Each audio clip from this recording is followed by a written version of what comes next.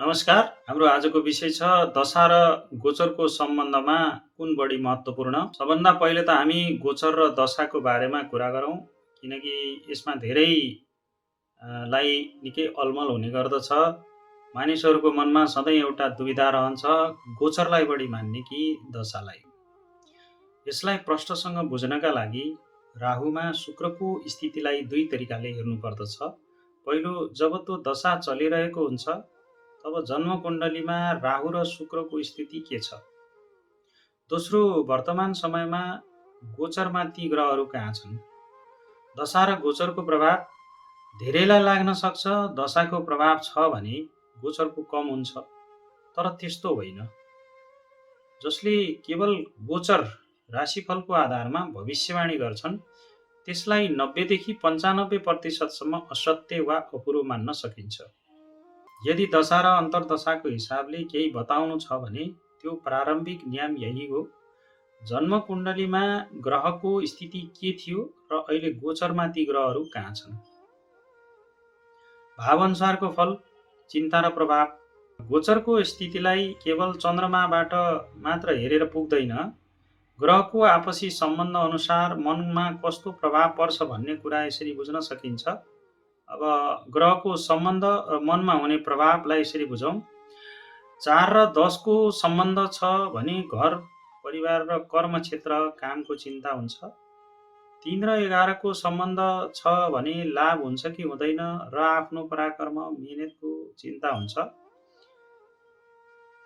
2 र 12 को सम्बन्ध छ भने स्वास्थ्य, धनको खर्च र व्यर्थको मानसिक तनावको चिन्ता हुन्छ। 5 र 9 को सम्बन्ध भएको खण्डमा सन्तानको भविष्य र भाग्यले साथ दिन्छ कि दिँदैन भन्ने चिन्ता रहन्छ।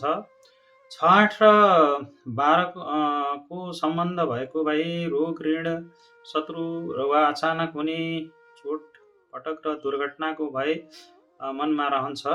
कतिपय मानिसका लागि समस्याहरू केही समयका लागि आउँछन् र जान्छन्, तर कतिपयका लागि भने यो सधैँ अलि लामो समयसम्म रहन्छन्। निष्कर्ष, यदि तपाईँ ज्योतिष अभ्यासमा हुनुहुन्छ र जन्मकालीन दशालाई बिर्सनु भएको छ भने त्यसलाई फेरि प्रयोगमा ल्याउनुहोस्, किनकि यो आफैमा एउटा निकै महत्त्वपूर्ण पक्ष हो। जन्म कुण्डलीको दशा र वर्तमान समयमा त्यो दशा चलाउने ग्रह, दशानाथको गोचरमा स्थिति, यी दुवैलाई मिलाएर हेर्नुभयो भने तपाईँले सही र सठिक फल प्राप्त गर्न सक्नुहुनेछ। समय निर्धारण र ग्रहको भूमिका, कुन ग्रहले के बताउँछ। ज्योतिषमा कुनै पनि घटना कहिले घट्छ भनेर हेर्नका लागि कालखण्ड, टाइम पिरियडको ठूलो भूमिका हुन्छ। उदाहरणका लागि गुरुमा बुध वा शुक्रमा शनि चलेको छ भने त्यो समय शनिको प्रभावमा छ भन्ने बुझिन्छ। शनिको भूमिका, समयको सीमा। शनि ग्रहले कुनै पनि कालखण्डलाई कति लामो हुन्छ भनेर तय गर्छ। यो अवधि 2 वर्ष वा 2.5 वर्षसम्मको हुन सक्छ। यदि हामीले विवाहको बारेमा हेरिरहेका छौँ भने जब शनिले जन्मकुण्डलीको सप्तम भाव, 7औं घर, सप्तमी 7औं घरको मालिक, लग्न वा लग्नेशमाथि आफ्नो प्रभाव पार्छ, तब विवाहको लागि वातावरण एक्टिभ वा सक्रिय हुन्छ। गुरुको भूमिका, वर्ष निर्धारण। शनिले बाटो खुला गरिदिएपछि गुरु बृहस्पतिको पालो आउँछ। गुरुले वर्ष तय गर्छ। गुरु हरेक वर्ष राशि परिवर्तन गर्ने हुनाले कुन वर्ष काम सफल हुन्छ भन्ने गुरुको गोचरबाट हेर्नुपर्छ। जस्तै सन्तानका लागि पञ्चमेश्वर ग्रहमा गुरुको प्रभाव छ कि छैन हेर्नुपर्दछ। जन्मकालीन दशालाई कहिल्यै नबिर्सिनुहोस्। मैले भनिसकेँ, यसलाई सधैँ साथमै लिएर हिँड्नु पर्दछ। सूर्य र चन्द्रमाको भूमिका, महिना र दिन। सूर्यले कुन महिनामा काम हुन्छ भन्ने बताउँछन्। यदि तपाईँले 30 वटा 25 वटा जति विवाह भएको समयलाई अनुसन्धान गर्नुभयो भने देख्नुहुनेछ विवाहको महिनामा सूर्यले सप्तम भाव, लग्नेशमाथि प्रभाव पारेको हुन्छ। चन्द्रमा दिनको लागि कारक मानिन्छ।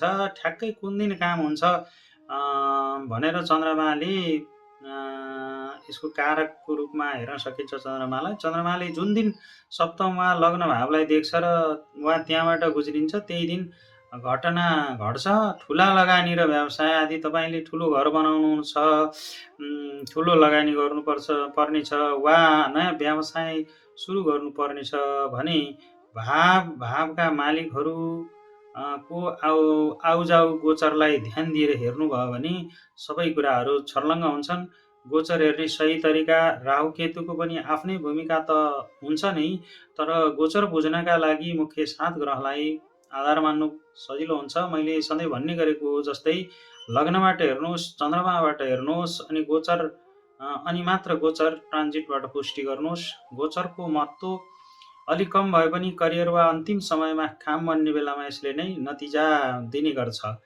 गोचर र दशाको तालमेल समय र सफलताको सूत्र हो, त्यसैले काम फत्ते गर्ने मुख्य जिम्मेवारी दशाको हो, तर त्यो फल प्राप्त गराउन सहयोग गर्ने काम गोचरले गर्छ। यसैले गोचरलाई गहिराइमा बुझ्न जरुरी छ। जब हामी कुनै ज्योतिषाचार्यसँग परामर्श लिन्छौँ तब विषय अनुसार ग्रहको गोचर हेर्नु पर्दछ। जस्तै सन्तानको कुरा छ भने गुरुबाट अन्य ग्रहको गोचर हेर्ने, विवाहको कुरा छ भने शुक्र र अन्य सम्बन्धित ग्रहलाई हेर्ने, शनि र गुरुको भूमिका, टाइम फ्रेम एन्ड ब्लेसिङ। कुनै पनि कामको कालखण्ड टाइम फ्रेम हुन्छ, शनिले त्यो समय निर्धारण गर्छ। जस्तै कुनै प्रोजेक्ट 2 महिनामा सकिने हो कि 2 वर्षमा, निश्चित समयभित्र तयार हुने लक्ष्य थियो। यो समयको खाका टाइम फ्रेम शनिले बनाउँछ, तर त्यो काम बिना अवरोध समयमै सम्पन्न हुन्छ भन्ने आशीर्वाद वा ठप्प लगाउने काम चाहिँ गुरुले गर्छन्।